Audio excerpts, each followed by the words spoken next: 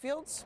Strawberry Fields is a 2.3-acre patch of land shaped like a teardrop, located here in Central Park that was placed here in October 9th, 1985, in commemoration of John Lennon and his beautiful ideas by his widow, Yoko Ono Lennon, and the city of New York. It took two Italian artisans from Naples, Italy, 10 days to piece together the imagined tiled mosaic. The word imagine, of course, is from the song Imagine of a People Living Life in Peace. Strawberries do not grow here. Strawberries are not indigenous to Northeast America. It's named after the song Strawberry Fields Forever, and Strawberry Fields itself is named after a children's orphanage in Liverpool. All the trees, flowers, plants, brush, and bush we see around us were donated by the various member nations of the UN in 1985.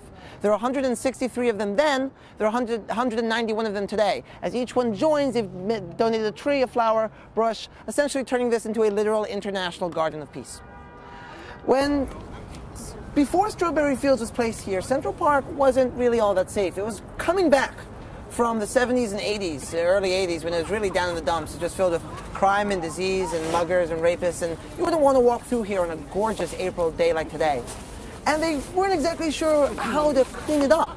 It's 51 blocks long, starts at 59th Street, goes up to 110th, between 5th and 8th Avenues. It's 51 blocks long, 8 blocks wide, 2.5 miles long, half a mile wide, 843 acres big, which makes it slightly larger, by this much, slightly larger than the country of Monaco. It's a big park.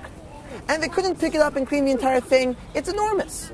So wasn't exactly sure how to do it. A couple of efforts were made, but the real catalyst was Yoko Ono Lennon, who said, well, I love New York City. My husband, John, he loved New York City. And we want to do something for the city and for the citizens of New York.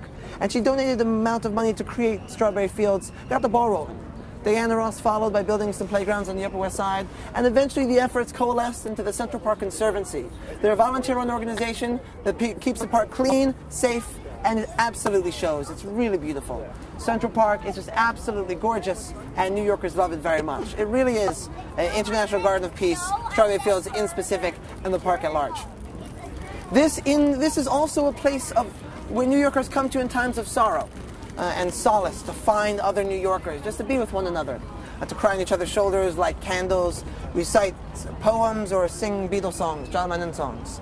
After September 11th, Upper West Siders of this neighborhood came here to find one another, all after the deaths of Princess Diana, Jerry Garcia, George Harrison, and Johnny Cash. New Yorkers came here to be with one another. It's a holy place. It really is. It's beloved by millions of people around the world. Sometimes there are large peace rings on the flower made out of flower petals. Sometimes you have candles, lyric sheets, guitar picks, photographs, scarves, just mementos of John's life and John's ideas. It really is quite beautiful.